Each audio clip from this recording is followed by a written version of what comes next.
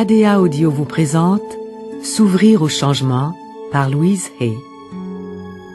À la narration, Daniel Panto.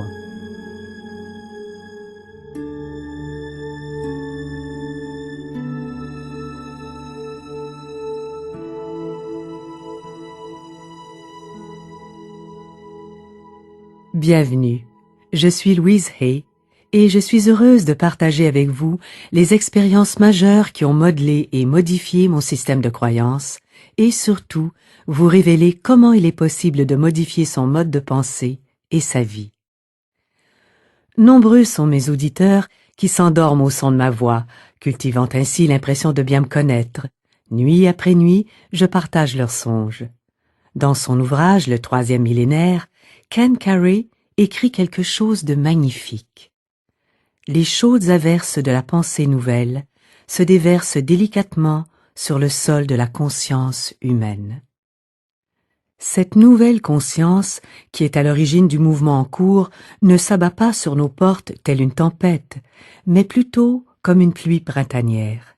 Et, en tombant, cette pluie réveille le sol, faisant pousser l'herbe un peu partout sur la planète. Regardez-nous, nous sommes une vaste étendue d'herbes printanières qui éveillons les âmes. Pour plusieurs d'entre vous, certains de mes propos peuvent vous sembler révolutionnaires. Pour d'autres, ceux qui me suivent depuis pas mal de temps déjà, peut-être que je ne ferai que confirmer ce que vous savez déjà. Mais je vous le dis, nous vivons une grande époque. Tant de choses nouvelles et magnifiques à apprendre se présentent à nous. Au cœur de notre être se trouve une source intarissable d'amour, de joie et de paix. Et nous portons en nous un lien profond avec une sagesse infinie. Tels sont les trésors que nos êtres renferment, et ils sont à portée de main. Alors, pendant un moment, je vous invite à fermer les yeux et à me suivre. Rejoignons cet amour infini qui est en nous, celui à travers lequel nous regardons la vie avec un amour inconditionnel. Plus vous donnez de l'amour et le partagez, plus vous en recevrez en retour. Sentez cet amour qui est en vous. Laissez-le s'étendre et se répandre.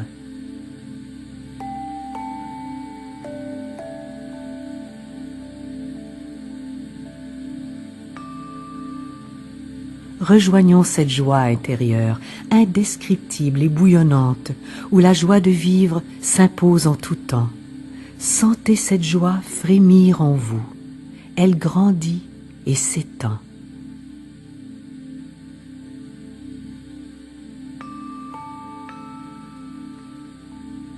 Maintenant, suivez-moi vers la paix profonde et sereine qui règne en vous, aussi tranquille qu'un lac de montagne, une quiétude que le monde extérieur ne peut atteindre. Sentez cette paix. Abordons maintenant votre sagesse absolue. Elle renferme toutes les réponses aux questions que vous serez amenés à vous poser au cours de votre vie. Tout ce que vous devez savoir vous y sera révélé. Tels sont les trésors que nous portons tous en nous.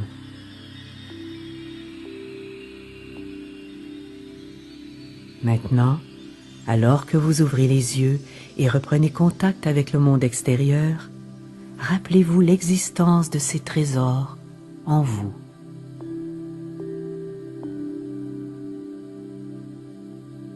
Vous n'y ferez peut-être appel qu'une fois par jour, par semaine, par mois ou par an. Peut-être même en oublierez-vous totalement l'existence.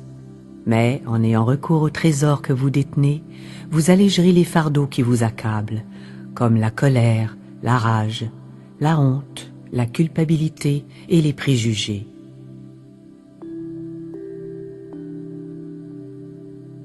Vous n'aurez plus à vous infliger de maladie. Et je crois même qu'ainsi, nous pouvons inverser le processus de vieillissement, car ce sont bien ces fardeaux qui nous font vieillir.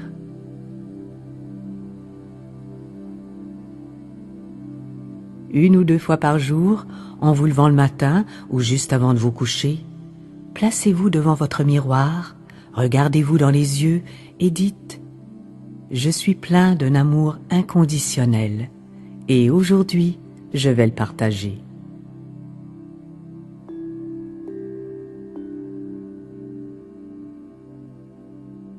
Je suis investie d'une joie sans bornes et aujourd'hui, je vais la ressentir. Je porte en moi une paix profonde et inaltérable et aujourd'hui, je vais en faire l'expérience.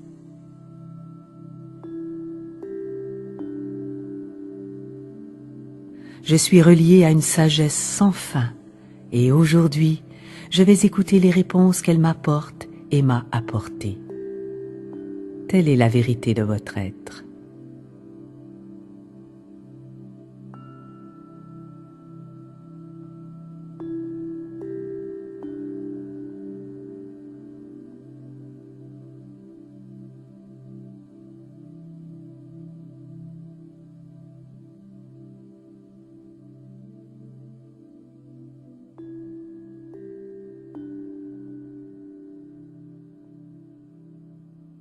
Nombreux sont ceux qui trouvent simpliste de penser que la vérité peut littéralement changer le monde. Mais cette affirmation, si vous la répétez, est d'une grande force. Il y a tant de choses en nous que nous n'avons pas appris à utiliser par le passé.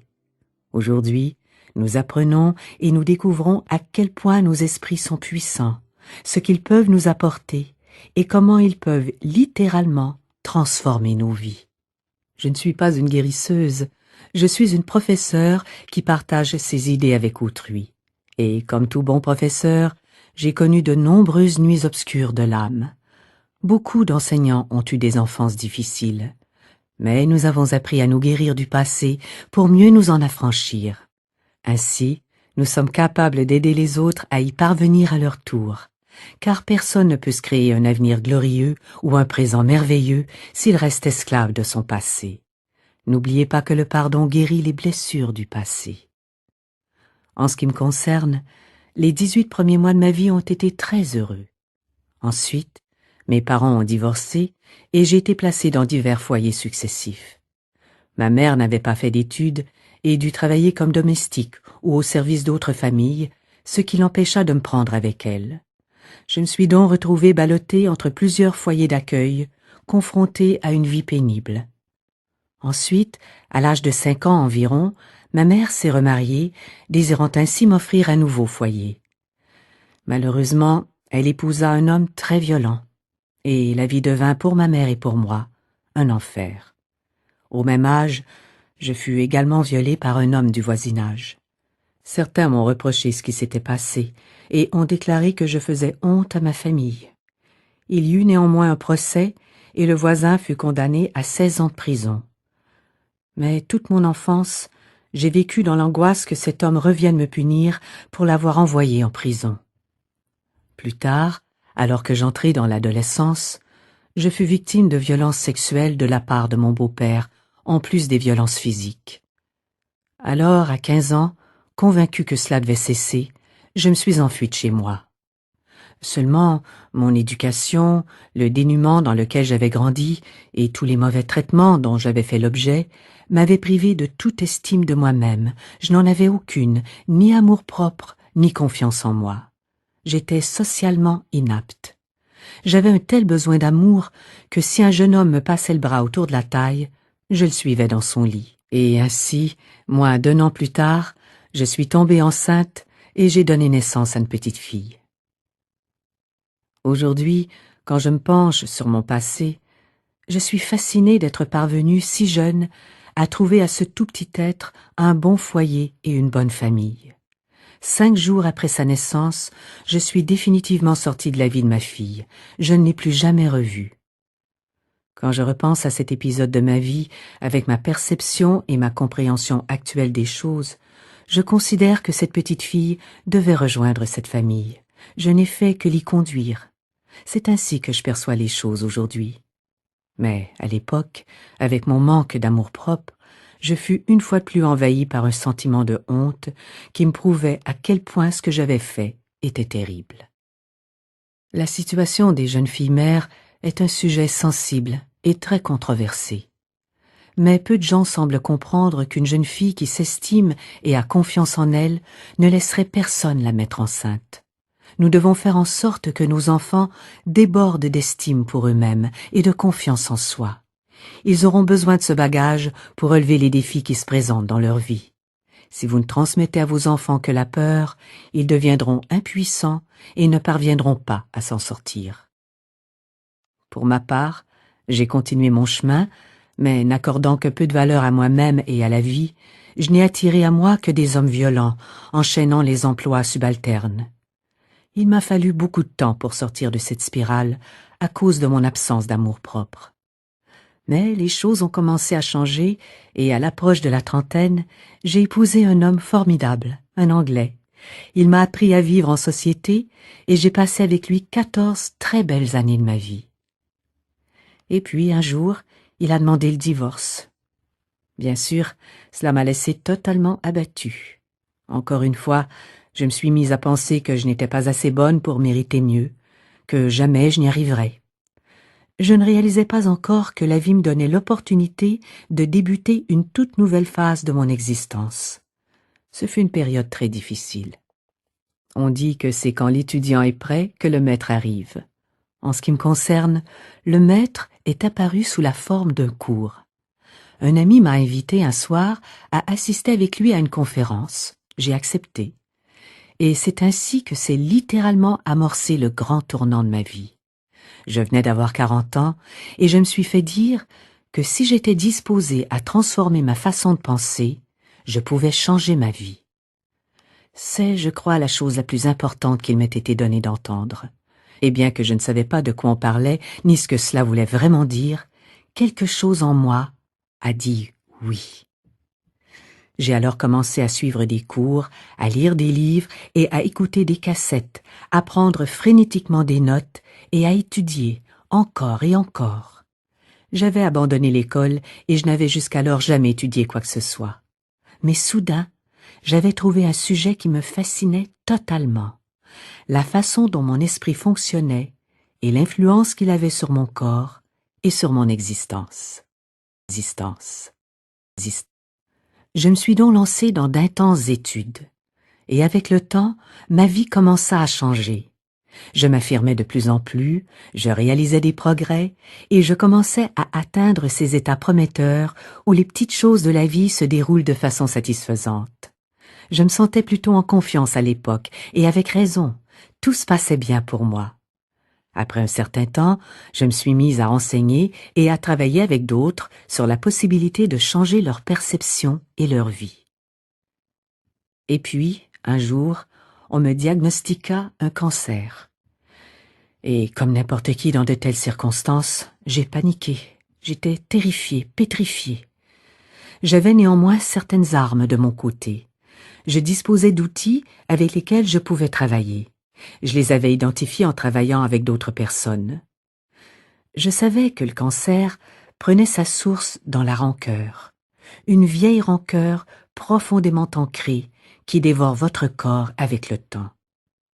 Je me souviens avoir appelé mon maître pour lui annoncer la nouvelle de ma maladie, et lui de me répondre « Louise, tu ne peux pas avoir fait tout ce travail sur toi-même et mourir de cancer. Adopte une approche positive de la maladie. » Et je me rappelle m'être accrochée à cette phrase. Alors, je me suis mise à faire tout ce qui était en mon pouvoir pour affronter la maladie. Je ne devais pas accepter d'être opérée, comme les médecins le préconisaient, sans d'abord nettoyer mon corps de la forme mentale de la maladie. Sinon, j'allais m'embarquer dans une série d'interventions au cours desquelles mon corps allait être amputé et découpé jusqu'au dernier morceau. Car je ne crois pas que les médecins soient en mesure d'éradiquer totalement un cancer. Ce serait omettre que nous contribuons grandement à la santé de notre corps. Beaucoup d'hommes et de femmes subissent des interventions médicales et reprennent ensuite exactement leur vie comme avant, sans changer leur façon de penser, leurs habitudes et leur comportement. Alors il n'est pas surprenant que la pathologie réapparaisse. Pour vaincre mon cancer, je me souviens avoir beaucoup prié et avoir multiplié les affirmations et les visualisations. Il m'arrivait plusieurs fois par jour de visualiser un cours d'eau pur et clair qui circulait dans mon corps, le lavant de toutes les cellules cancéreuses.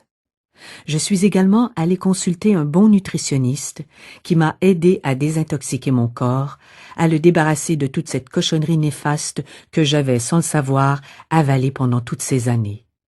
Ensuite, je suis allé voir un thérapeute pour désintoxiquer mon esprit de toutes les pensées négatives qui m'envahissaient depuis si longtemps. Il m'a aidé à évacuer toute la colère et la rancœur qui s'étaient ancrées en moi. Et surtout, j'ai appris à pardonner. J'ai compris que mon beau-père, pourtant si violent à mon égard, avait lui aussi été un bébé innocent comme chacun d'entre nous. Pour comprendre ce qui avait fait de lui cet homme brutal et malveillant, j'ai exploré son enfance. J'ai découvert qu'il avait été victime de plusieurs abus et que son frère, traumatisé par son expérience familiale, a été interné jusqu'à la fin de ses jours. Mon intention n'était pas d'excuser son comportement à mon égard, ni de minimiser la gravité de ses actes. Je souhaitais juste en connaître les raisons et les circonstances. Et à mesure que je commençais à comprendre, j'ai pu commencer un processus de pardon. Non pas pour lui, mais pour moi. Il était temps de panser mes plaies. Pendant 6 mois, je me suis astreinte à une concentration soutenue. J'ai également pris toutes sortes de moyens pour me guérir. J'ai, entre autres, mangé beaucoup de choux et de purée d'asperges pour compléter une bonne alimentation.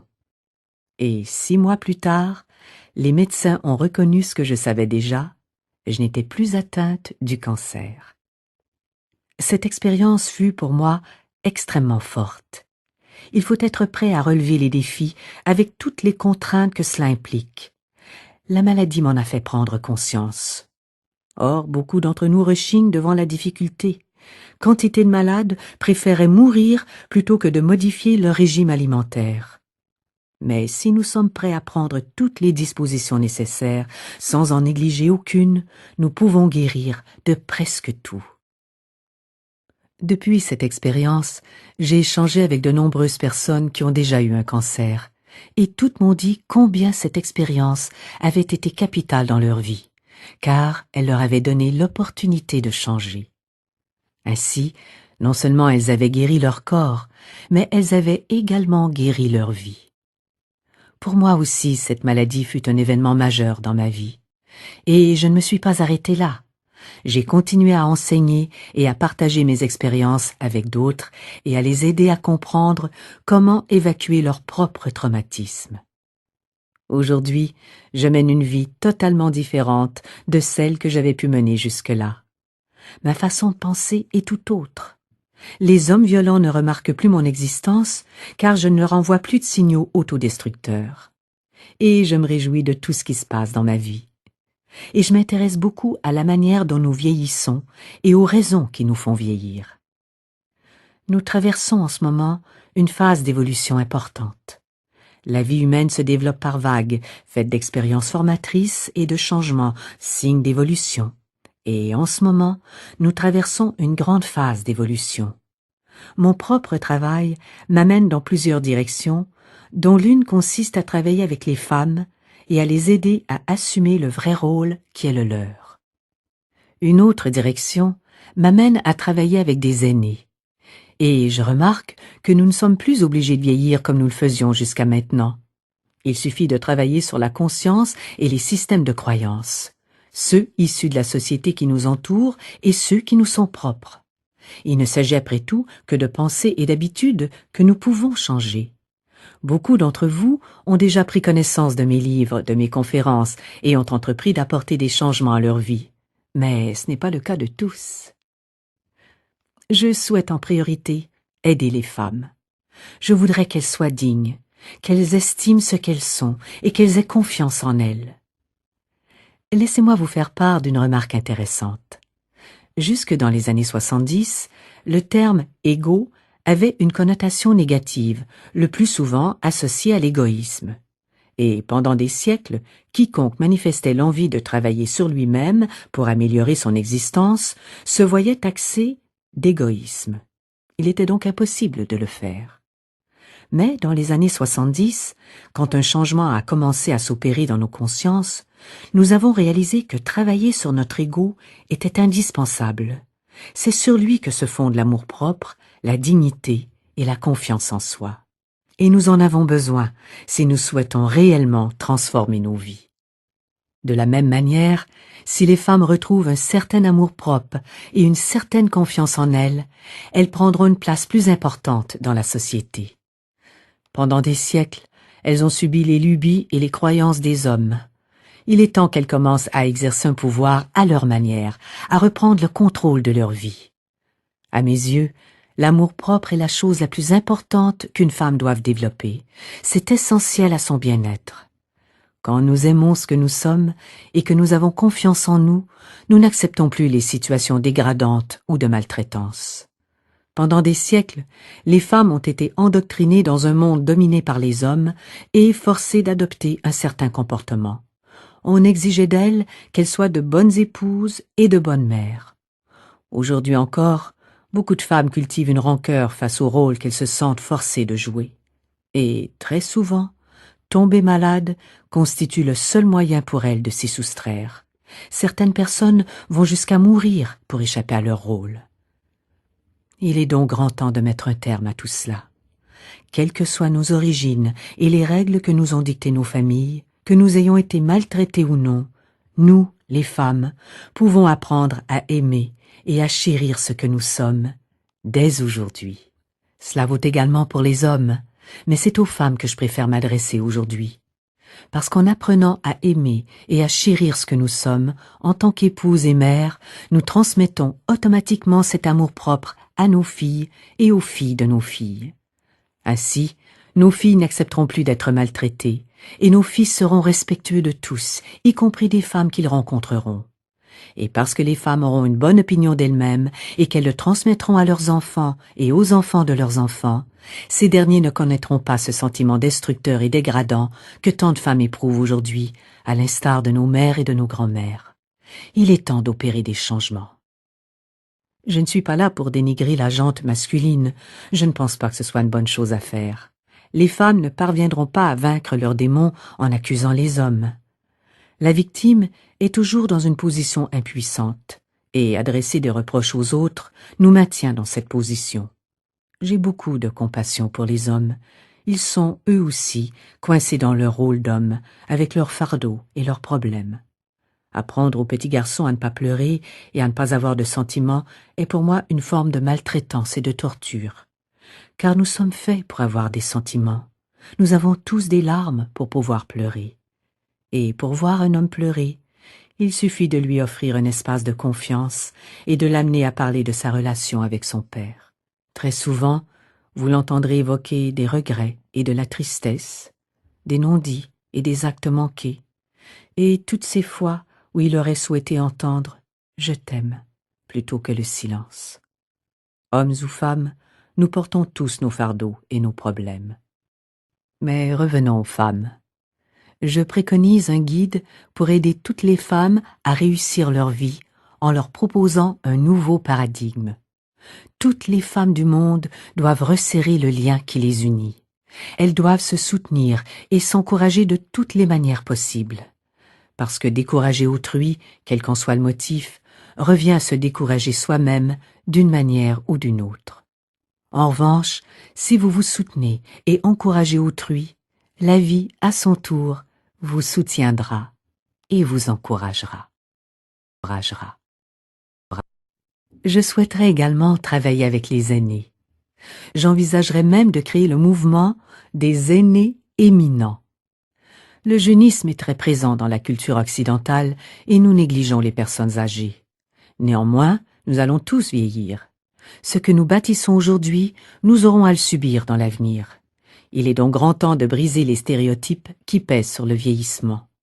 Nous devons revoir totalement notre conception de l'âge et celle que la société véhicule. Notre espérance de vie a grandement évolué depuis pas mal de temps maintenant.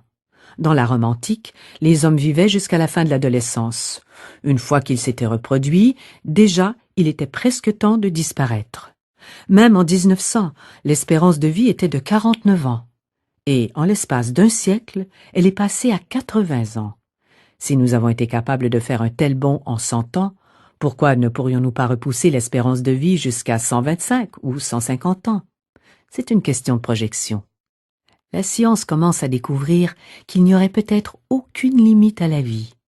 Une étude universitaire a été menée il y a quelques années aux États-Unis sur l'âge mûr. Et il en est ressorti que l'âge auquel nous pensons atteindre l'âge mûr détermine l'âge auquel notre corps commence à se détériorer. Si vous croyez entrer dans l'âge mûr à 40 ans, c'est à cet âge que vous commencerez à ressentir le vieillissement. Si pour vous l'âge mûr démarre à 50 ans, c'est à 50 ans que vous commencerez à vous dégrader, et ainsi de suite. Mais alors, que se passerait-il si nous fixions l'âge mûr à 75 ans? Quelle différence la ferait-il? Le corps suit l'esprit et ne peut faire autrement. Nos pensées et nos paroles sont incroyablement puissantes. Nous sommes au cœur d'une période d'évolution majeure. Les femmes accèdent au pouvoir et les aînés vivent de plus en plus vieux. Nous allons tous vivre plus longtemps. Tous, à moins que vous souhaitiez mourir tout de suite. À nous, toutefois, de décider comment nous souhaitons vieillir, heureux ou malheureux. Nous avons tous déjà entendu dire « Oh, ce n'est plus de mon âge ». Cette expression devient totalement caduque, car nous sommes en train de découvrir que nous pouvons faire toutes sortes de choses dont nous nous pensions incapables par le passé. Récemment, dans une université de Pennsylvanie, des personnes âgées de 80 à 90 ans ont été soumises à un entraînement d'haltérophilie, et les participants ont découvert qu'ils pouvaient ainsi revigorer leur corps. Une grande part des inaptitudes liées à l'âge résulte des années d'inactivité, passées assis dans un fauteuil ou à traîner les pieds à travers la pièce. Mais grâce à ces exercices d'haltérophilie, ces années stimulaient leur corps. Ceux qui avaient plus de 90 ans sont même parvenus à tripler leur force en l'espace de 2 mois. Or, la sensation de retrouver de la force a des effets extrêmement bénéfiques sur l'esprit. Cela rajeunit à tous les niveaux. Il y a aussi ce groupe de femmes de Dallas, au Texas, qui se fait appeler The Steel Magnolias, les magnolias d'acier. Âgées de 65 à 85 ans, elles pratiquent tout le karaté et voyagent à travers les États-Unis pour montrer de quoi les femmes sont capables, quel que soit leur âge. Je vous assure que n'importe quel agresseur qui oserait s'approcher trop près de l'une d'entre elles aurait des soucis. Ces femmes savent se défendre, y compris les plus vieilles. Et il est très intéressant d'entendre que, selon les instructeurs de karaté du groupe, le plus difficile à enseigner, ce ne sont pas les mouvements, mais le cri, le « ah » qui termine le mouvement. Les femmes peinent à l'apprendre parce qu'elles ne sont pas habituées à utiliser leur voix avec autant de force. C'est une étape cruciale de l'apprentissage. Et dernier exemple, je lisais il y a à peine une semaine l'histoire d'un pilote d'avion de 91 ans à la tête d'un petit hebdomadaire local dans l'ouest des États-Unis. Chaque semaine, il grimpe dans son avion et part distribuer les journaux jusque dans les fermes les plus reculées. Et il regrette de ne pas toujours parvenir à atteindre le porche de la ferme quand il jette les journaux. C'est bien la preuve que nos limitations ne sont que le fruit de notre esprit. Il existera toujours des gens pour faire des choses que nous nous croyons incapables de faire. Le cerveau se flétrit et dépérit que si nous ne l'utilisons pas. Alors continuons de le stimuler et de faire bouger notre corps et de faire des exercices. Pour ma part, je prévois vivre encore très longtemps. J'ai encore du travail pour les 30 prochaines années et j'ai l'intention d'être en bonne forme pour m'y atteler. Pour y parvenir, un seul moyen. Je me rends dans une salle de sport 3 fois par semaine et je m'alimente de la façon la plus équilibrée possible quand je suis chez moi. Je fais pousser mes légumes dont je me nourris abondamment. Je veux prendre soin de moi mentalement et physiquement afin de pouvoir continuer à bouger avec agilité jusqu'à mon tout dernier jour. Beaucoup de recherches ont été menées sur les personnes âgées, mais malheureusement, elles n'ont porté que sur des individus malades ou victimes de problèmes. Il est temps de faire des études approfondies sur des personnes âgées heureuses, en bonne santé, comblées et qui aiment la vie. C'est en les observant que nous en apprendrons le plus. Malheureusement, les compagnies pharmaceutiques ne font pas d'argent avec les personnes en bonne santé. Il ne faut donc pas compter sur eux pour initier ce genre de recherche. Le nombre d'aînés n'a jamais été aussi important et nous devons modifier notre conception de l'âge. Nous devons reconsidérer notre façon de penser et tout ce qui en découle. Il est nécessaire de nous distancier des concepts actuels que véhicule la société sur le vieillissement. Ainsi, nous nous assurerons que la seconde moitié de notre vie soit encore plus magnifique que la première. Mais pour cela, il nous faut créer consciemment un idéal afin de pouvoir y tendre. Trop de gens associent la vieillesse à la pauvreté, la maladie, la solitude et la précarité. C'est peut-être là ce que nous observons le plus autour de nous. Mais c'est aussi le fruit de nos convictions passées. N'oubliez pas que votre vie présente résulte de vos croyances d'hier, de la semaine dernière et du mois dernier. De la même manière, vos convictions et vos pensées d'aujourd'hui détermineront votre avenir demain, le mois prochain et l'année à venir. Il est donc toujours temps de changer. Il n'y a, je vous l'accorde, aucun intérêt à vivre longtemps, tant que nous n'avons pas réellement accepté et intégré que nous sommes, en grande partie, responsables de notre santé et de nos maladies. Les neuropeptides fonctionnent de la même manière chez tous. Ces messagers chimiques circulent dans notre corps dès que nous pensons ou que nous nous exprimons. Si nos pensées sont négatives, amères ou porteuses de colère, les agents chimiques que notre cerveau produit dépriment notre système immunitaire. En revanche, si nos pensées sont porteuses d'amour, d'optimisme et d'ouverture aux autres, si nous avons foi en la vie et dans les autres, alors notre cerveau produit des substances chimiques qui renforcent notre système immunitaire. C'est aussi simple que cela. Toutes nos pensées, quelles qu'elles soient, influencent constamment notre corps et notre expérience de la vie. Il m'aura fallu du temps pour comprendre le concept « nés tous égaux ». Je le trouvais très étrange. Entre les grands et les petits, les riches et les pauvres, les beaux et les laids, les stupides et les intelligents, que pouvait-on bien vouloir dire par « nés tous égaux » ? Et puis j'ai compris. Cela signifie que les mêmes pensées nous affectent tous de la même manière. La colère est tout aussi nuisible dans le corps d'un juif qu'elle ne l'est dans celui d'un chrétien, d'un espagnol ou d'un chinois, d'un hétérosexuel ou d'un homosexuel. La colère est une émotion néfaste pour tout le monde, et en cela, nous sommes tous égaux. Si nous adoptons des pensées négatives constamment, nous sommes assurés de développer des maladies.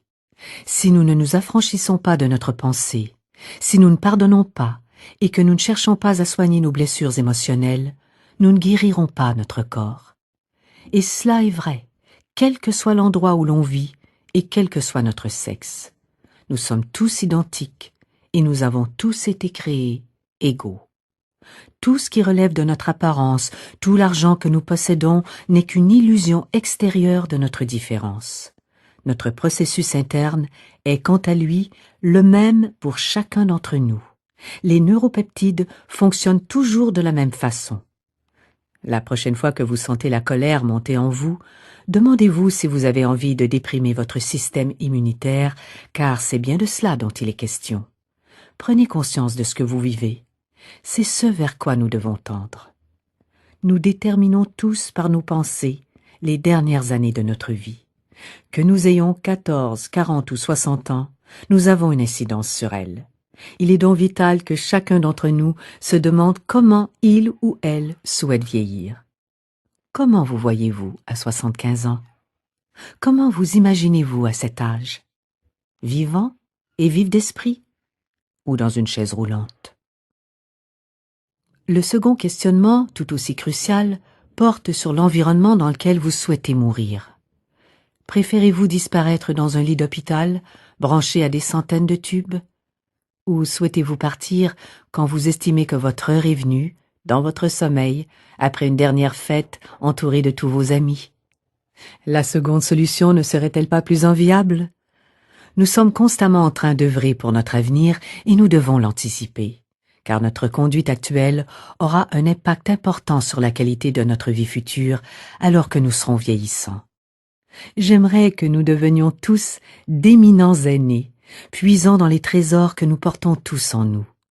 Si vous avez confiance en vous et dans la vie, si vous ne doutez pas d'être pourvu d'un amour absolu, si vous avez confiance de votre joie débordante et de votre paix intérieure inaltérable, si vous savez qu'en vous se trouvent toutes les réponses dont vous avez besoin et que toute connaissance nécessaire vous est révélée, alors, peu importe ce que sera votre avenir, il sera bon. Vous évoluerez dans l'existence sans heurts et confiant. Parvenir à cet état demande un certain temps, bien que, théoriquement, il suffise d'un instant pour l'atteindre. En fait, tout dépend de notre désir réel de vouloir nous émanciper des concepts tribaux et de toutes les barrières héritées de notre éducation.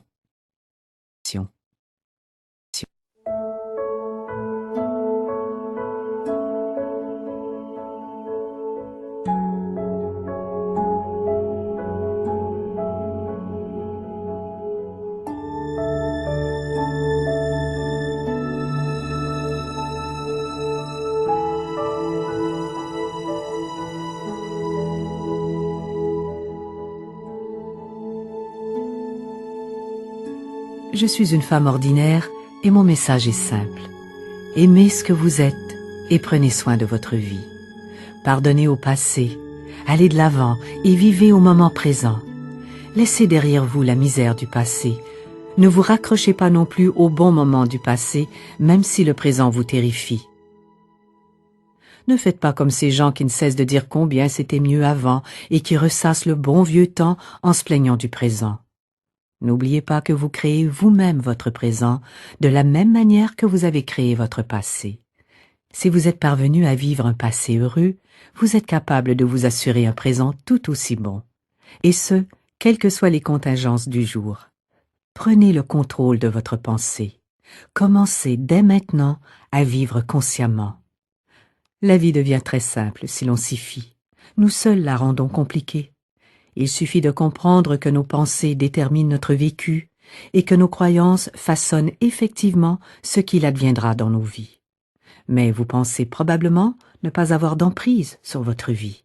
Quelle est donc cette réalité que nous créons? Vivons-nous dans un donjon, emprisonnés par des restrictions, ou habitons-nous dans un palais de possibilités? J'aime avoir le sentiment que les meilleures options me sont toujours offertes, que je n'ai pas uniquement le choix entre accepter ou refuser. Cette dichotomie résulte du mode de pensée d'un cerveau humain limité. L'univers est cependant bien plus intelligent que nous, et il offre un vaste champ des possibles pour satisfaire nos désirs, mais encore faut-il croire que nous le méritons. En modifiant notre façon de penser, nous transformons nos vies, parce que nous abandonnons nos entraves. Tout est une question d'entrave. Et certaines expériences nous montrent bien qu'il est tout à fait possible de s'en défaire. Certains d'entre vous ont certainement déjà entendu parler d'individus qui marchent sur la braise. Peut-être avez-vous déjà essayé? Il est impossible de marcher pieds nus sur des charbons ardents sans se brûler. C'est un fait. Et pourtant, certains maîtres enseignent à des groupes de 20 ou 30 personnes comment y parvenir en une soirée. Si vous aviez le cancer et que vous parveniez après une de ces séances de formation à marcher pieds nus sur des charbons ardents, ne seriez-vous pas sidéré? Si vous parvenez à marcher sur des braises, vous devriez certainement pouvoir vaincre une petite chose comme le cancer. Il s'agit ici du processus consistant à s'affranchir de nos entraves. Nous aspirons tous à trouver en nous cette force libératrice. Je l'illustre souvent par l'histoire du bourdon, cette grosse abeille dotée de petites ailes. Scientifiquement parlant, le bourdon ne peut pas voler, parce que son corps est trop imposant pour ses ailes. Mais dans les faits, le bourdon continue à butiner, ignorant tout de cette donnée savante. L'entrave n'est pas dans le bourdon, mais dans l'interprétation scientifique. De la même manière, nous disposons tous de cette force avec laquelle plus rien n'est impossible. Il suffit de se donner une chance. Je compare souvent les pensées à des gouttes d'eau. Prises isolément, une pensée n'est pas grand-chose. Mais nous générons pas loin de 60 000 pensées par jour. Malheureusement, la plupart d'entre elles sont des redites de la veille et des jours précédents. Si seulement de nouvelles pensées continuaient d'affluer au rythme de 60 000 par jour, assez rapidement, toutes ces gouttes d'eau composeraient une flaque, un petit bassin, puis un lac et enfin un océan. Alors si vos pensées sont négatives, vous risquez de vous noyer dans une mer de négativité. En revanche, il vous appartient de flotter sur un océan de positivité. C'est à vous de choisir. J'ai appris à penser essentiellement sous forme d'affirmations positives. Modifier sa façon de penser demande un travail considérable. Il faut avoir conscience de ses pensées et de ses croyances. Mais le jeu en vaut la chandelle, car transformer son mode de pensée fait toute la différence. À ce sujet, on parle beaucoup d'affirmations. Il s'agit d'assertions positives. Les gens ne comprennent pas que toute croyance et toute parole prononcée est, en fin de compte, une affirmation. Vous en avez émis toute votre vie sans en avoir conscience, et beaucoup d'entre elles étaient de nature négative. Il est donc nécessaire de vous pencher d'abord sur vos croyances pour pouvoir ensuite les modifier. C'est pourquoi je vous invite à prendre une grande feuille de papier et à y inscrire ce que vous croyez sur les hommes, puis sur une autre page, ce que vous croyez sur les femmes. Faites aussi une liste de vos convictions quant aux enfants, à la vie, au travail, à l'argent, au mariage, aux relations humaines, à la santé, à l'âge, à l'Église, à la famille, et ainsi de suite. Procédez spontanément, écrivez tout ce qui vous passe par la tête, peu importe si cela vous semble stupide. Vous aurez peut-être besoin d'une semaine pour compléter ces listes. Une fois terminées, ces listes vous surprendront. Certains éléments vous sembleront improbables, d'autres vous laisseront incrédules.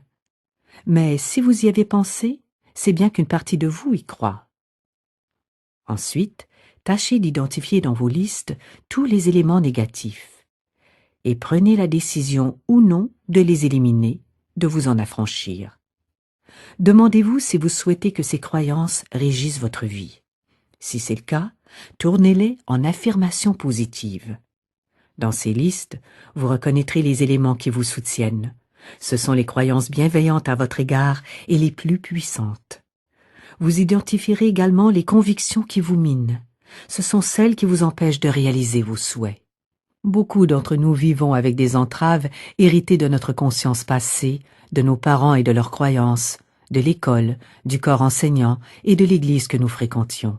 Tant de limites nous ont été imposées. Pour m'y soustraire, voici une affirmation positive à laquelle j'ai souvent recours. Je m'affranchis des entraves érigées par mes parents. Je m'en affranchis maintenant. Même les meilleurs parents du monde s'imposent des limites. Or, nous aspirons tous à l'existence la plus pleine et la plus épanouissante possible. Pour ce faire, il faut se déconnecter de ces entraves. Imaginez que vous débranchez votre corps de la batterie de tubes qui vous reliait au passé et qui vous maintenait sous sa coupe. Nous avons besoin de toute notre énergie, de retrouver nos esprits et notre force. Tant que nous serons dépendants de notre passé, nous serons incapables de modifier notre avenir. Il est primordial de recourir aux outils que nous avons à notre disposition. Ce peut être un livre, un cours auquel assister, une conférence à suivre, un enregistrement à écouter. Utilisez ces ressources. S'il s'agit d'un livre, ne vous contentez pas de lire puis de reprendre votre vie d'avant.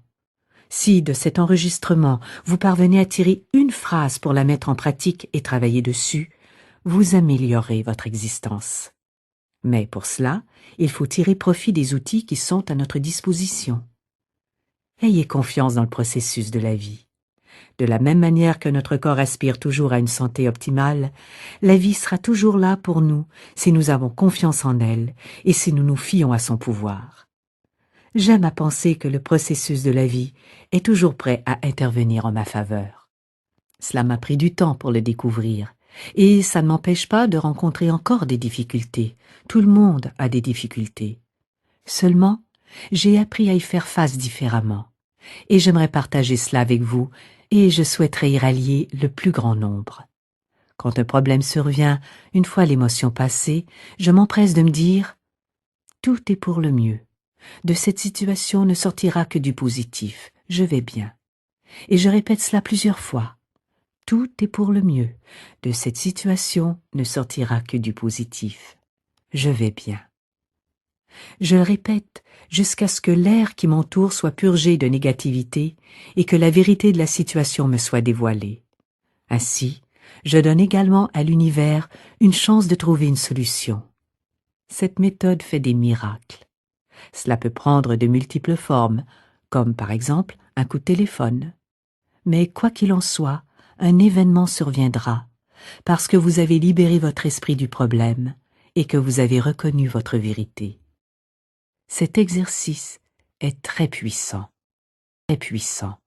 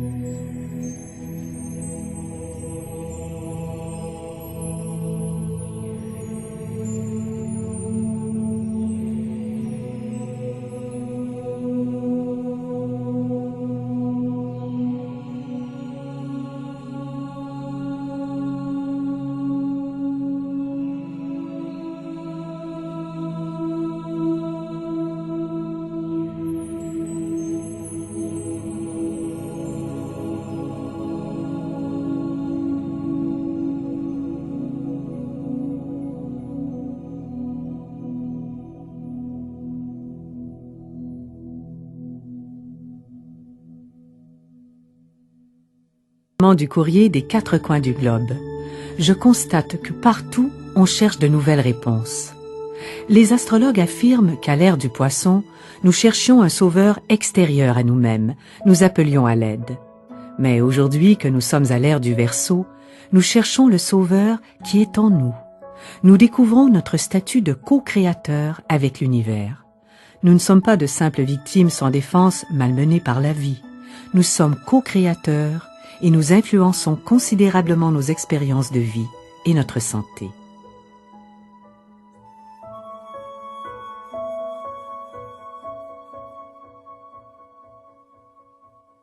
J'ai également constaté ce phénomène magnifique qu'est la formation de groupes d'auto-assistance. C'est devenu une nouvelle norme sociale. Des individus confrontés à des problèmes similaires se rassemblent pour chercher ensemble des solutions. Il ne sert à rien de se mettre à plusieurs pour se lamenter et se plaindre. En revanche, si vous cherchez des solutions, tous les membres du groupe sont susceptibles d'améliorer votre existence.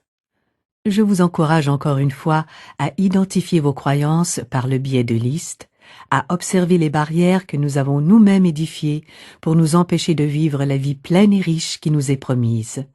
Ceci non pas pour nous blâmer, mais parce qu'il est important de savoir en quoi nous croyons avant de nous lancer dans un quelconque changement. Ensuite, développer certaines lignes de conduite. Et pour commencer, cessez toute critique. C'est absolument vital. Critiquer n'a jamais eu d'effet salvateur, ni autour de nous, ni en nous. Aimons ce que nous sommes et acceptons-nous. Il est difficile de changer sous l'effet du reproche. Par contre, pour celui ou celle qui est aimé, tout changement devient facile. Car nos critiques ne sont pas seulement dirigées vers les autres, mais également vers nous-mêmes. Et cela ne nous est d'aucune aide. Ce que nous critiquons chez les autres n'est, en fait, que le reflet de ce que nous n'aimons pas chez nous. Autre ligne de conduite importante, ne vous faites plus peur. Combien de fois vos propres pensées vous ont-elles terrorisé? Arrêtez cette pratique si peu aimante. Laissez vos pensées devenir votre meilleur allié en vous soutenant de toutes les manières possibles. Impliquez-vous dans la relation que vous avez avec vous-même. Elle est suffisamment longue pour en valoir le coup. Ne vous grondez pas. Réveillez-vous plus tôt le matin, excité à l'idée de vous retrouver. Vous avez été tellement bon avec les autres. Nous privilégions nos relations avec les autres au point de nous négliger la plupart du temps. Consacrez-vous du temps. Considérez-vous comme quelqu'un que vous aimez profondément. Je vous suggère de commencer votre journée en vous postant devant votre miroir pour vous dire « Je t'aime. Que puis-je faire aujourd'hui pour te rendre heureux ?» C'est une excellente manière de commencer sa journée. Combien de personnes peuvent se targuer d'entendre une telle déclaration au réveil « Je t'aime. Que puis-je faire aujourd'hui pour te rendre heureux ?» N'attendez pas que quelqu'un d'autre vous le dise, faites-le. Prenez soin de votre corps. Nous souhaitons tous vivre longtemps et être en forme.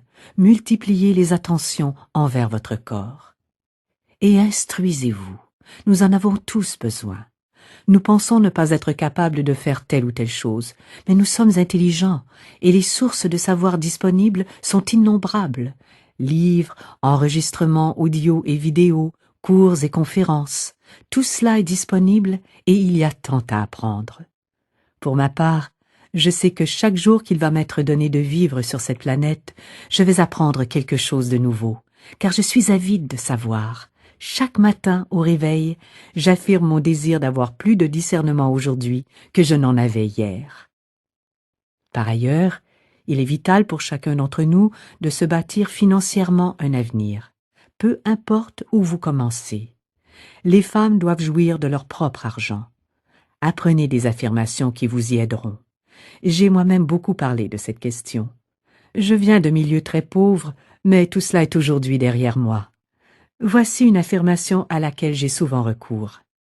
Mon revenu ne cesse de s'accroître et chacune de mes initiatives m'apportera prospérité. N'oubliez pas que vous êtes acteur de vos défaites personnelles. Développez votre côté créatif positif. Nous ne sommes pas tous en mesure de devenir des architectes, des artistes, des chanteurs ou quelque chose de ce genre. Certains d'entre nous ont un côté créatif très simple. Mais il est important que nous le manifestions de façon positive, car autrement, il devient une expression négative, au moins en pensée. C'est le cas pour certains d'entre vous, en tout cas.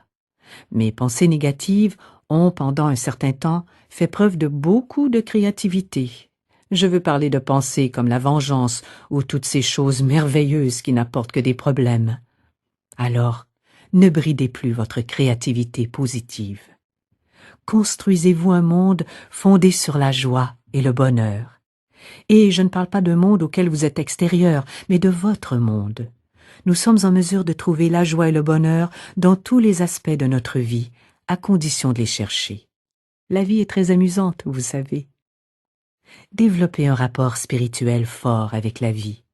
Certains peuvent faire appel à la religion, d'autres préféreront la quête intérieure et solitaire en pratiquant la méditation et en s'ouvrant aux réponses qui se présentent. Peu importe le moyen, ce lien spirituel est vital. Je ne suis pas croyante, mais la spiritualité compte beaucoup pour moi. Je me sens très liée à la vie. Faites preuve d'intégrité. Tenez parole, respectez vos engagements, allez jusqu'au bout des choses. Respectez-vous, et pour cela, tenez les promesses que vous vous faites. En ce qui me concerne, je ne fais plus de promesses que je sais ne pas vouloir tenir. Beaucoup d'entre nous se font des promesses, mais s'arrêtent là. Si vous ne pouvez pas vous respecter, vous ne pouvez pas vous faire confiance. Alors, vous ne ferez jamais confiance à la vie. Voilà pourquoi faire preuve d'intégrité est important. Faites de la gratitude un élément central de votre vie, ce qui la modifiera grandement. Quand je me réveille le matin, avant même d'ouvrir les yeux, je remercie le lit de m'avoir offert une bonne nuit de sommeil si confortable. Puis, je remercie la vie de me permettre d'être là et de passer une nouvelle journée en ma compagnie. Je suis reconnaissant pour ma famille, mes amis, ma maison et mes 4 magnifiques chiens, pour les légumes que je cultive, pour le travail que je mène, pour les expériences que je vais vivre et pour ma santé, et ainsi de suite. Et je fais tout cela avant même d'ouvrir les yeux. Ainsi, je commence ma journée sous le signe de la gratitude. La vie aime les personnes reconnaissantes, ce qui vous donne encore plus de raisons d'être reconnaissant. La gratitude vous donne accès à ces petits plus, ces rencontres, ces lieux et ces expériences qui sont significatives dans la vie. Soyez reconnaissant pour tout ce que vous avez. Cessez de critiquer et de vous faire peur. Impliquez-vous dans la relation que vous avez avec vous-même. Traitez-vous avec amour. Donc, prenez soin de votre corps et instruisez-vous. N'arrêtez jamais d'apprendre. Assurez-vous un avenir financier confortable. Ne comptez sur personne d'autre que vous pour prendre soin de vous. Exprimez votre créativité. Faites de la joie et du bonheur le cœur de votre monde. Développez un lien spirituel fort avec la vie. Soyez intègre, tenez parole. Respectez-vous et soyez reconnaissant. Au cours de mon existence, j'ai opté pour certaines règles personnelles. J'en ai fait des lois qui fonctionnent pour moi. L'une de ces lois est que je suis toujours en sécurité. Je sais que la force divine me protège en permanence. Cela me permet d'évoluer librement dans le monde. Je suis aussi convaincue que je n'ignore rien de ce que je dois savoir, toujours. De façon assez surprenante, j'entends toujours les informations qui doivent me parvenir. Je les reçois au bon moment et au bon endroit. Pour cela, je procède à une affirmation concernant un de mes souhaits et j'attends de voir. Je compare ce processus à une commande traitée dans une cuisine de restaurant. Avec mon affirmation, j'ai passé la commande. Inutile de retourner en cuisine voir où ça en est. Nous supposons qu'ils font le nécessaire. Nous restons à table, buvons notre verre de vin, mangeons notre pain ou je ne sais quoi, en attendant que notre plat arrive. Nous savons que ça va arriver. De la même manière, avec les affirmations, il n'est pas nécessaire de chercher à savoir quand et comment cela se réalisera. Cela se produira au moment opportun. Je sais aussi que la vie est pleine de joie et d'amour, que dans ce travail, je suis merveilleusement accueillie partout où je vais, avec beaucoup d'amour. Je sais aussi que j'ai une santé éclatante, que jamais plus je ne serai malade du cancer. car j'évolue maintenant dans un tout autre espace. Je sais que tous mes projets m'apporteront prospérité. Je veux que le changement me fasse grandir. Je suis prête à découvrir certains aspects sombres et méconnus de ma personne de temps en temps, quand ces derniers se présenteront. Alors je me dirai, voilà une chose de plus à changer. Je sais aussi que tout va bien dans mon monde et que notre conscience crée nos expériences. Apprendre à aimer ce que l'on est constitue un défi que nous devons tous relever. À notre naissance, nous nous aimions. Ensuite, nous avons traversé beaucoup d'expériences qui nous ont fait oublier cela. Alors, nous remettons en doute cet amour. Certains d'entre nous apprennent même à se haïr. Mais un de nos défis spirituels est d'apprendre à aimer ce que nous sommes, malgré ce qui a pu se passer, ou malgré ce que les autres en disent. Apprenons à nous pardonner et à pardonner à autrui. C'est un défi qui se pose à tous. Aimer ce que l'on est et se pardonner fait partie de notre développement spirituel. Nos pensées négatives sont le fruit de la peur. Dès lors, il faut se demander si nos actes procèdent de l'amour ou de la peur, si nous avons confiance en la vie ou si nous la craignons, si nous nous réclamons du manque ou de l'abondance. C'est un choix. Mais la vie peut être merveilleuse si nous le souhaitons. Nous sommes tous capables de la rendre admirable. Je vais maintenant tenter de répondre à une série de questions que l'on m'a adressées. Ayez à l'esprit que nos questions sont le fruit d'une réflexion que l'on mène tout au long de sa vie. Une fois la réponse obtenue, une nouvelle question se pose, et ainsi de suite. Une nouvelle question suivra toujours la précédente. On me demande souvent combien de temps cela prend pour transformer sa vie. Eh bien, cela dépend de chacun, et ça prend le temps que ça prend. Je ne suis pas en mesure de vous indiquer une durée précise. Tout dépendra du caractère consciencieux de celui ou de celle qui veut obtenir ces changements, et de la confiance qu'il ou qu'elle met en ce qu'il fait. Certaines personnes me rapportent qu'elles se sentent ridicules quand elles procèdent à des affirmations. Ayez de l'humour, la vie est suffisamment drôle pour que nous puissions rire de nous-mêmes.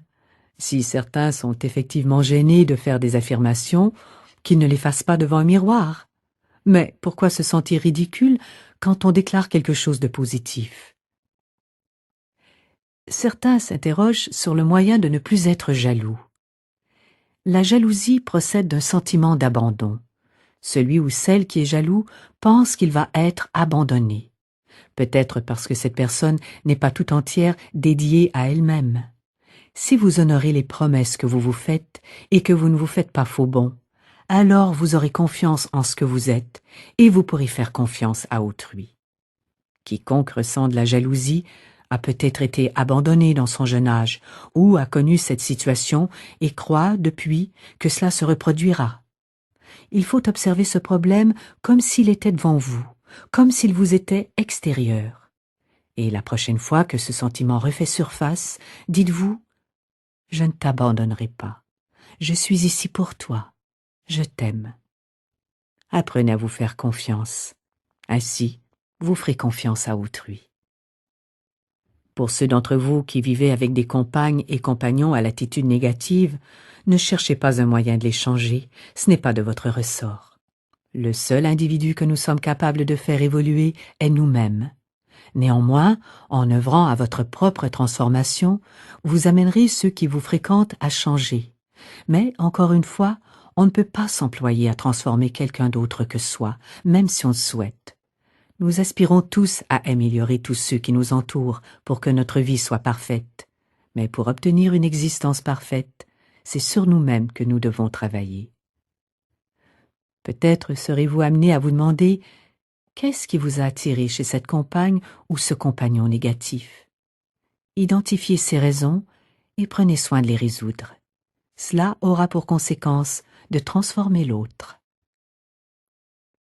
Il en va de même pour ceux qui souhaitent aider leur conjoint alcoolique. Je vous suggère de vous rendre à une réunion de soutien pour vous familiariser avec la douleur et la souffrance que vivent les alcooliques. Vous saisirez mieux comment vous comporter. Mais personne n'est responsable de l'alcoolisme de son conjoint. On n'est responsable que de sa propre vie. Celui qui boit ne le fait pas pour vous punir, mais pour combattre sa propre souffrance. Une fois qu'il sera prêt, il changera. Mais tant que ce ne sera pas le cas, il n'y a rien d'autre à faire que de travailler sur vous-même. Sur la question de la mort, et en particulier sur celle des jeunes, je suis convaincue que l'on descend sur cette terre plusieurs fois, que l'on connaît plusieurs vies. Cela nous donne l'occasion de vivre quantité de choses, d'être homme puis femme, d'avoir toutes les couleurs de peau possibles, d'être gay puis hétérosexuel, et à chaque vie, sa mort. L'existence n'a pas de durée fixe. Certains repartent avant même d'avoir vu le jour. D'autres passent quelques heures parmi les vivants et sont victimes de la mort subite du nourrisson. Certains meurent de maladies infantiles, d'autres d'accidents, d'autres encore meurent très très vieux. Quoi qu'il en soit, chaque expérience satisfait pleinement le développement de notre âme. L'esprit humain ne le comprend peut-être pas, mais nos âmes choisissent toutes la manière et la date à laquelle nous quittons le monde des vivants. Je reconnais que ce concept n'est pas toujours facile à comprendre. La mort d'un enfant, par exemple, nous plonge dans un deuil très profond, ce qui est tout à fait normal et naturel. Mais il ne faut pas détruire sa propre vie pour autant. La première année qui suit le décès d'un proche est la plus difficile pour ceux qui restent. Ces derniers doivent revivre toutes les saisons, toutes les fêtes et toutes ces différentes expériences qui, au cours de l'année, leur rappellent les disparus. Après une année de deuil, la vie offre l'opportunité d'atténuer sa peine. Il nous revient alors de choisir de nous accrocher à notre souffrance ou de lui préférer les magnifiques souvenirs que vous ont laissés la personne disparue. Je ne saurais expliquer pourquoi une personne est morte à cet instant, mais je sais que pour elle, ce moment était le bon. J'affirme souvent la nécessité d'être relié à la vie. Je fais parfois référence à Dieu, mais en général, quand j'évoque la vie et l'univers, je veux parler de cette force créatrice qui est à l'origine de tout, cette puissance qui est responsable de tout ce qui nous entoure. Beaucoup de gens l'appellent Dieu. Prenez le mot avec lequel vous êtes le plus à l'aise. Pour ma part, je n'imagine pas Dieu comme un vieil homme trônant sur un nuage et prenant note de mes péchés. Je visualise plutôt une force qui déplace le soleil et les étoiles, qui fait battre mon cœur, qui sait faire pousser les fleurs, qui fait toujours de son mieux pour nous rendre la vie merveilleuse, quels que soient nos choix. Je ressens de manière très vive le lien spirituel qui existe entre nous tous et la force qui nous a créés. Comment peut-on se débarrasser de la colère? Pour commencer, il est très difficile de s'affranchir totalement de la colère. En revanche, il est plus facile de dissoudre certaines émotions négatives une fois que vous les comprenez. La colère est une réaction face à d'autres individus qui ont fait ou font quelque chose de mal. S'il s'agit d'un événement passé, ne vous en préoccupez plus. Rappelez-vous que nous sommes co-responsables de nos expériences de vie et que toute personne qui y figure reflète nos propres croyances. Ainsi, quand vous relevez quelque chose qui n'est pas juste et que vous ressentez de la colère, demandez-vous quelle est votre part de responsabilité. Ceci, non pas pour vous attribuer les torts, mais pour commencer à comprendre le processus de la vie. En ce qui me concerne, il m'arrive d'être en colère comme tout le monde, mais ça ne dure jamais bien longtemps. En tout cas, plus aussi longtemps qu'avant, surtout depuis que je pratique des affirmations du type « tout est pour le mieux » et « tout ce qui m'arrive ne m'apporte que du bon et de ces expériences ne sortira que du bon ». Cela a pour effet de dissoudre la colère très rapidement. La colère n'est qu'une émotion parmi tant d'autres et n'est pas censée imprégner durablement l'existence, tout comme le stress d'ailleurs. Ces émotions fugaces sont supposées nous traverser et nous quitter, à moins que nous nous y accrochions. Dans ce cas, il est difficile de s'en défaire. Si vous souhaitez dissoudre la colère, je vous recommande la projection suivante. Imaginez que vous êtes un nuage sombre et que vous permettez malgré tout au soleil de percer et de dissoudre le nuage. Nous avons le choix de nous libérer de la colère. En guise d'affirmation, essayez « J'ai envie d'évacuer le besoin d'être en colère ». Répétez cette affirmation, elle finira par devenir votre vérité. Je reconnais que ce processus n'est pas facile. Notre aspiration à avoir toujours le dernier mot est tenace. Beaucoup d'entre nous habitent dans ce que j'appelle une prison d'amertume bien pensante. J'ai raison et ils ont tort. Mais une prison reste une prison. Si nous nous enfermons dans cette attitude, toute évolution devient impossible. Une de mes lectrices m'a demandé pourquoi elle continuait à grossir bien qu'elle suivait mes conseils. D'un point de vue pragmatique, on aime manger parce que la nourriture est bonne. Mais plus sérieusement, l'excès de poids procède très souvent d'une mauvaise habitude ou d'un besoin de protection. Gagner du poids nous donne le sentiment d'être un peu plus protégés. J'ai consacré une période de ma vie à aider des individus à travailler sur toutes sortes de problèmes. Ensemble, nous avons traité un jour. J'ai découvert que si je parvenais à enseigner comment aimer ce que l'on est, il n'y avait plus grand-chose à résoudre, parce qu'alors, la vie s'en chargerait elle-même, automatiquement. Aujourd'hui, mon travail consiste essentiellement à enseigner aux individus comment aimer ce qu'ils sont et à identifier ce qui les en empêche. Un exercice très efficace et pourtant très simple consiste à se mettre devant un miroir, à se regarder dans les yeux et à se dire « Je t'aime très fort ». Prêtez alors attention aux pensées que cela génère. Parvenez-vous à sourire et à vous sentir bien, ou êtes-vous envahi par la gêne? Qu'est-ce qui traverse votre esprit? Faire des affirmations devant un miroir permet de passer au travers de nos blocages très rapidement. On sait tout de suite ce que l'on pense. Il ne reste plus qu'à changer ses pensées en affirmations positives. Pour ceux qui rencontrent des problèmes de poids, je pense qu'une part de vous se sent très fragile et que la nourriture vous rassure et vous permet de vous sentir protégé. Aimez ce que vous êtes et aimez-vous comme vous êtes. Tenez-vous nu devant votre miroir et dites-vous « Je t'aime beaucoup ». On me demande quelques indications pour réussir professionnellement. Je dois d'abord vous dire que j'ai des convictions très fortes en la matière. Je pense que quiconque se lance dans les affaires avec pour seul objectif de faire de l'argent est voué à l'échec. Si l'argent est le seul fondement de votre entreprise, attendez-vous à rencontrer des difficultés. En ce qui me concerne, ma maison d'édition est aujourd'hui florissante, mais quand je l'ai démarrée, je me suis d'abord demandé « Comment puis-je aider autrui? En quoi puis-je aider ?» J'aime imaginer toute transaction comme une manière de se bénir les uns les autres et de s'apporter prospérité. Si vous prenez amoureusement soin de vos clients, que vous répondez à un besoin et que vous aidez réellement autrui, alors selon moi, vous réussirez automatiquement. En revanche, si vous vous lancez dans une affaire avec pour seule motivation l'appât du gain, vous aurez des difficultés. En fait, plus votre initiative est fondée sur une démarche altruiste, mieux c'est. Ce sont les propos que je tiens toujours aux auteurs que je publie. Lorsqu'une proposition de livre m'est soumise, je me demande toujours ce que l'on peut en faire pour vraiment aider autrui. Les affirmations comptent également beaucoup dans les démarches commerciales. Il est important de savoir que vous proposez un produit ou un service désiré par les gens, que vous veillez avec amour sur vos clients. Visualisez de nouveaux clients venir à vous ou répondre à votre offre. J'aime également bénir les bâtiments dans lesquels je travaille. Bénissez tous les équipements qui s'y trouvent, que ce soit des bureaux, des comptoirs ou du matériel mécanique. Mettez-y de l'amour. Bénissez chacun de vos employés, envoyez-leur de l'amour ainsi qu'à chacun de vos clients. Et commencez votre journée en manifestant votre gratitude. Voilà, selon moi, le moyen de réussir dans les affaires. En ce qui me concerne, cela a fait des merveilles.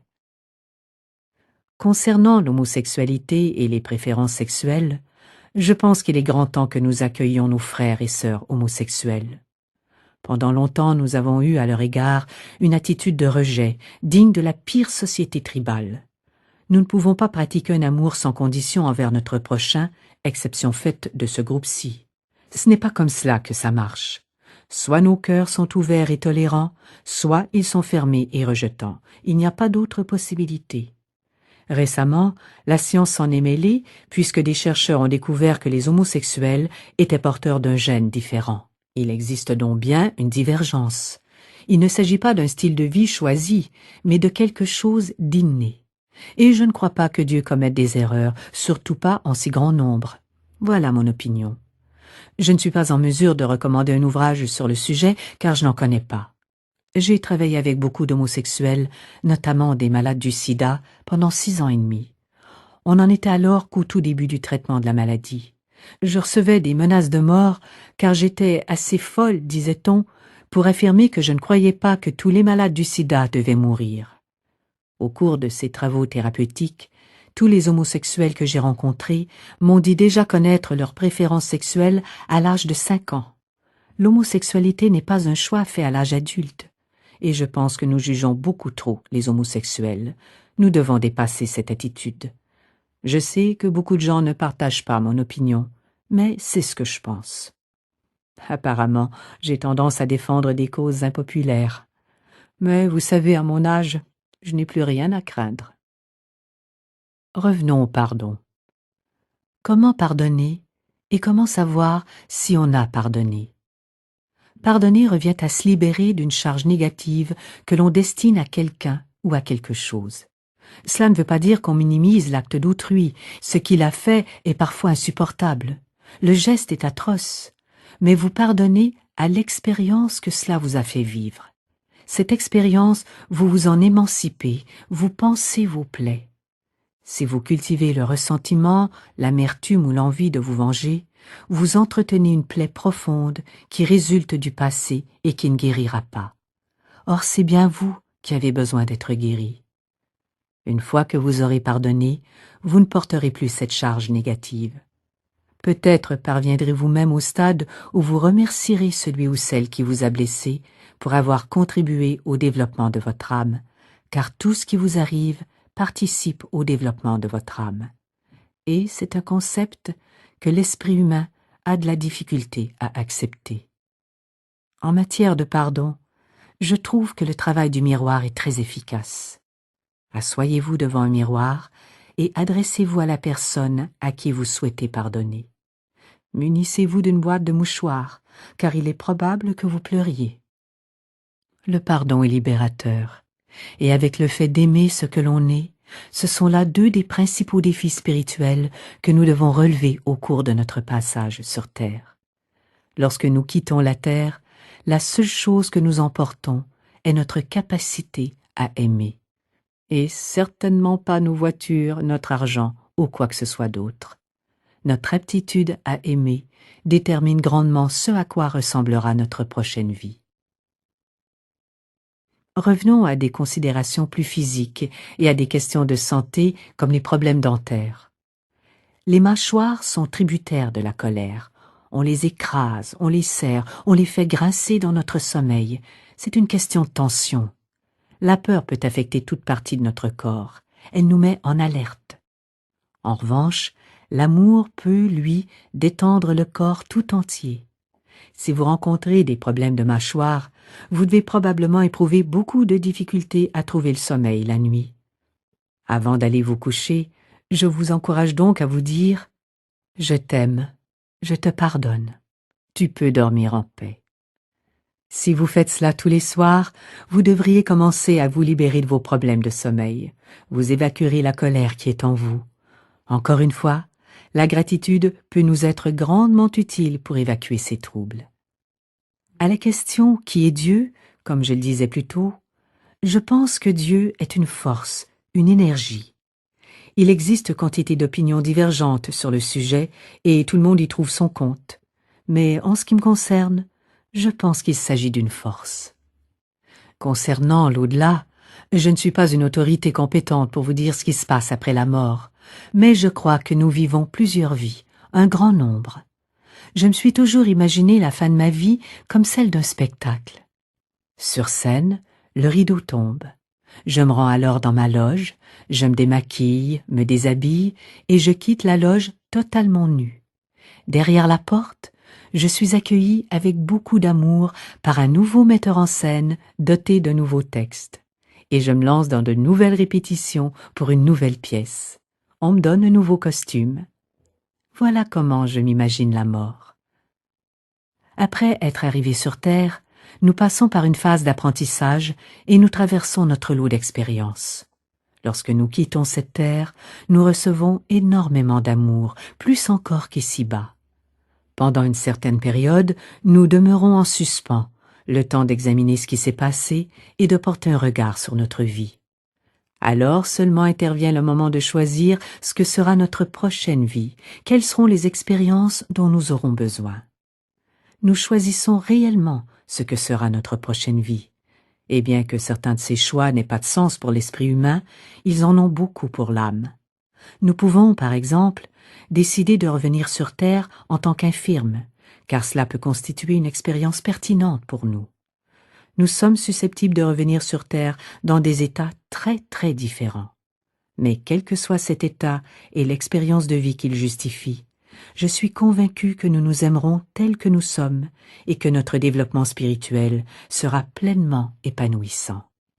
De la même manière, je pense que dans cette nouvelle vie, nous sommes en mesure de voir les êtres qui nous sont chers s'ils se trouvent à proximité. Il se peut également qu'ils reviennent sur Terre avant que vous en repartiez, car après tout, le cycle de la vie se répète constamment. Quand je travaillais avec des malades atteints du sida, dont beaucoup sont décédés, j'avais l'habitude de réagir devant des nouveau-nés et de demander s'il n'était pas Philippe ou si ce n'était pas David qui était déjà de retour pour nous aider sur Terre. Nous sommes toujours accueillis dans l'au-delà, avec amour, ne l'oubliez pas. Il existe de nombreux ouvrages sur les expériences de mort imminente. Ces personnes qui ont côtoyé la mort et en sont revenues évoquent toutes la présence d'un amour immense. Alors, peut-être que les proches que vous avez perdus attendent de revenir, ou peut-être sont-ils déjà là. Peut-être que votre fille était avant votre grand-mère, qui sait? Voilà ce que je pense de la réincarnation. Évoquons un instant la relation parent-enfant et les difficultés auxquelles sont confrontés certains parents. Je ne dirais pas que c'est la faute des parents si les enfants sont une source de soucis. Néanmoins, les enfants réagissent toujours à l'atmosphère émotionnelle qui règne chez eux, à l'environnement dans lequel ils grandissent et à l'ambiance entre leurs parents.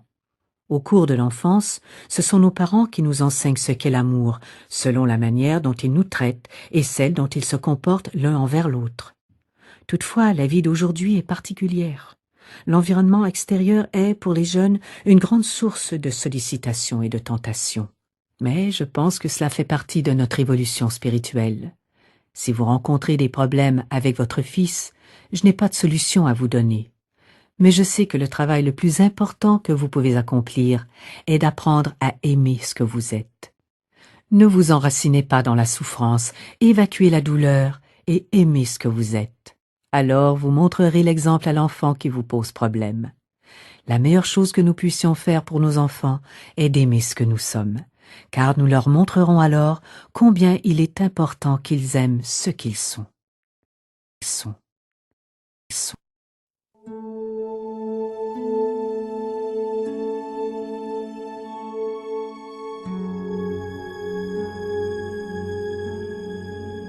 L'ouvrage « Un cours en miracles » est un livre formidable qui offre un enseignement extraordinaire.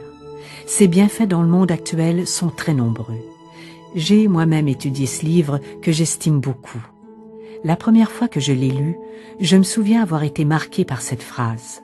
« Toute maladie procède d'une absence de pardon. » Et j'ai pensé que c'était tout à fait vrai, car la maladie résulte d'éléments passés auxquels nous nous accrochons.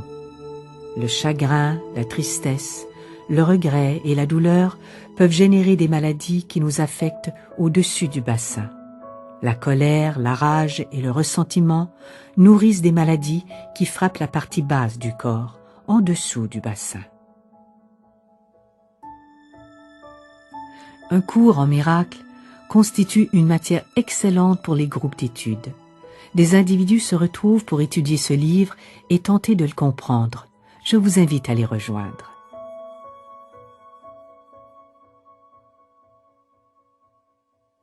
On me demande comment savoir si l'on évolue spirituellement. Cette question est inutile. Vous savez que vous évoluez spirituellement quand votre vie commence à mieux se dérouler et quand tout problème semble se régler de lui-même. Vous êtes alors connecté spirituellement. Prenez conscience de l'existence du corps, de l'âme et de l'esprit, presque comme un triangle que nous devons maintenir en harmonie. Quand ils sont tous les trois en parfait équilibre, notre vie va pour le mieux. Le développement spirituel n'a pas seulement une dimension religieuse, il englobe tout. Votre vie tout entière est spirituelle. Nous ne sommes pas des êtres humains qui, à l'occasion, traversent une expérience spirituelle. Nous sommes des êtres spirituels qui avons choisi de connaître une expérience humaine. C'est là une manière tout à fait différente de voir la vie. Aimez ce que vous êtes en toutes circonstances. Vous vous développez spirituellement. Nous sommes tous en train de le faire. Une fois, une infirmière m'a questionné sur l'aide que l'on peut donner à un patient en phase terminale. Certaines personnes sont également confrontées à des douleurs telles qu'elles se demandent ce qu'elles ont bien pu faire pour mériter cela. Cela m'attriste toujours d'entendre des gens se rendre coupables de la maladie qu'ils endurent. Cela ne les aidera en rien à guérir. Les individus qui souffrent beaucoup cultivent souvent une grande part de culpabilité. Or, la culpabilité recherche la punition, et la punition crée la douleur. J'ignore à quelle expérience passée celui qui souffre se raccroche, quelle crise de famille non résolue nourrit sa douleur, quel problème relationnel alimente sa souffrance. Mais en ne lâchant pas prise, on crée au moins en partie sa maladie. Le malade n'est pas mauvais, il n'a pas tort, il n'a rien fait de mal. La meilleure chose à faire pour l'aider est de commencer à aimer ce que l'on est, de la manière la plus tendre et la plus aimante. Aimez également le malade ou celui qui est confronté au malade. Soyez bon envers eux. Aidez-les à aimer ce qu'ils sont. Nous quittons ce bas monde quand il est temps pour nous de le faire, chacun à notre manière. Et même pour les patients dits en phase terminale, la vie se déroule de manière bien mystérieuse. La guérison est susceptible d'intervenir à tout moment. Les miracles sont légion. Sur le rôle des vies antérieures et le lien qu'elles auraient avec nos pensées négatives, je ne prête pas d'intérêt au karma des vies passées. Il est intéressant de s'y pencher, mais je déplore que beaucoup de personnes s'en servent comme d'un échappatoire, prétextant que, comme ce qu'ils vivent est le fruit d'une vie antérieure, ils doivent s'y résigner dans cette vie-ci. Ce n'est pour moi qu'un échappatoire, ça ne résout rien. Que l'expérience prenne sa source la semaine dernière, l'année de vos 12 ans ou 2 vies avant celle-ci ne compte pas. Ce qui importe, c'est le moment où l'on décide de s'affranchir de ce passé et d'évacuer les pensées négatives qui y sont liées pour s'offrir un nouveau départ. Alors, ne vous emballez pas trop sur la question des vies antérieures. Revenons un instant sur le défi que constitue le décès soudain d'une personne jeune. Savoir si la mort arrive au bon moment ou non procède d'un jugement purement humain. Si une personne meurt, c'est qu'elle était censée mourir. Son âme s'y était engagée, elle en avait décidé ainsi. Pour moi, et je me répète, il est important d'aimer ceux qui partent, de vous en rappeler avec tendresse, de faire votre deuil et ensuite de passer à autre chose. La vie n'est pas faite pour être plongée dans un état de deuil permanent, même si le défunt demeure dans votre cœur. La mort est une étape difficile. Elle fait partie du défi d'aimer ce que l'on est et de pardonner. J'entends parfois des membres de mon auditoire se plaindre que leur travail et les exercices d'affirmation qu'ils font ne portent pas leurs fruits. Je vous le répète, dressez des listes de vos croyances, tous sujets confondus. Cela vous aidera à identifier les raisons de votre tristesse. Peut-être que vous pratiquez des affirmations sur tel ou tel sujet sans totalement y croire. Certains viennent d'une famille dans laquelle tout le monde est malade et pensent que pour cette raison, ils méritent d'être eux-mêmes malades. D'autres considèrent qu'ils méritent de mourir au même âge que leur mère. Ce n'est pourtant pas nécessairement la vérité. Certains individus pratiquent des affirmations au sujet de la prospérité, Mais parce qu'ils ont grandi dans un univers hostile à l'argent, ils craignent les méfaits de l'enrichissement et pensent qu'ils ne méritent pas d'être prospères. Leurs affirmations sont donc dites sans conviction. C'est pourquoi je vous recommande d'affirmer vos choix et vos souhaits en face de miroir. Vous verrez ainsi tout de suite quelles sont vos pensées réelles. Votre travail est indéniable, vous répétez des affirmations, mais peut-être qu'en vous, quelque part, vous n'y croyez pas. Identifiez cette non-croyance et évacuez-la. Voici un point intéressant que quelqu'un m'a soumis. Si l'on peut choisir sa famille, que penser de la fertilisation in vitro? Je continue de croire que nous choisissons nos parents de la même manière que nos parents nous choisissent. Cela fait partie de la leçon que nous devons apprendre. Le chemin qui nous mène à notre famille est très particulier. Comme je le racontais précédemment, j'ai pensé que le bébé que j'avais mis au monde devait rejoindre une famille spécifique et que je n'étais que le véhicule pour l'amener jusqu'à eux. Il en va de même pour la fécondation in vitro. Elle n'est que le véhicule qui permet à l'enfant de se rendre dans la famille choisie. Je pense que l'âme choisit la famille et trouve le moyen de la rejoindre. Mais, d'un autre côté, je ne crois pas à toute cette mode de la fertilisation et à tout ce marché que les cliniques de fertilité sont devenues. Des femmes dépensent des fortunes pour tenter de tomber enceintes, quand, pour une raison que j'ignore, leur corps ne veut pas de cette grossesse. Plutôt que de travailler sur les défis émotionnels ou psychologiques qui entravent leur grossesse, elles dépensent des sommes astronomiques. Certains hypothèquent même leur maison pour tenter de tomber enceinte, sans oublier les nombreuses expérimentations menées pour les aider à y parvenir. Personnellement, je suis contre ces expériences. Je ne trouve pas cela sain. J'ai la conviction que votre corps fera tout ce qui est nécessaire pour vous faire tomber enceinte quand votre heure sera venue. Mais tant que ce n'est pas encore le cas, c'est qu'il existe une raison, quelle qu'elle soit, ou que vous avez quelque chose à faire de particulier. On m'a demandé pourquoi j'avais déclaré que la dépression n'était pas une maladie facile à soigner. Tout d'abord, je ne crois pas avoir déjà dit cela. Avant tout, parce que je ne considère pas la dépression comme une maladie. La dépression est, à mon sens, une colère tournée en mots. Nous sommes déprimés quand nous ressentons ne pas avoir le droit d'être en colère. Dans certaines situations, nous sommes désarmés au point de penser que nous mettre en colère ne servirait à rien. Et, par le fait même, nous déprimons. La dépression correspond à ce sentiment d'impuissance. Elle s'oppose à la volonté de faire face, d'exprimer à quelqu'un ce qui vous gêne, de résoudre une situation. Une fois encore, le traitement le plus efficace que je préconise est de commencer à aimer ce que l'on est. Une fois que vous vous aimerez, vous ne vous autoriserez plus à être dans cet état. La dépression est passagère, à moins que l'on s'accroche à une vieille amertume. Quelle est l'origine des allergies? On dit que, plus que les choses, ce sont les personnes auxquelles vous êtes allergique qui comptent. Je pense que beaucoup d'allergies camouflent des difficultés émotionnelles.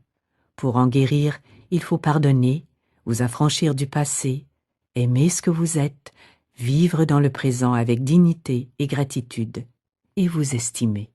Quelles que soient vos aspirations, quelle que soit la question, quelle que soit votre approche, que ce soit une maladie ou une question de relation, on en revient toujours aux mêmes questions fondamentales. Est-ce que j'aime ce que je suis? Suis-je prêt à pardonner le passé? Suis-je déterminé à lâcher prise et à vivre dans le moment présent?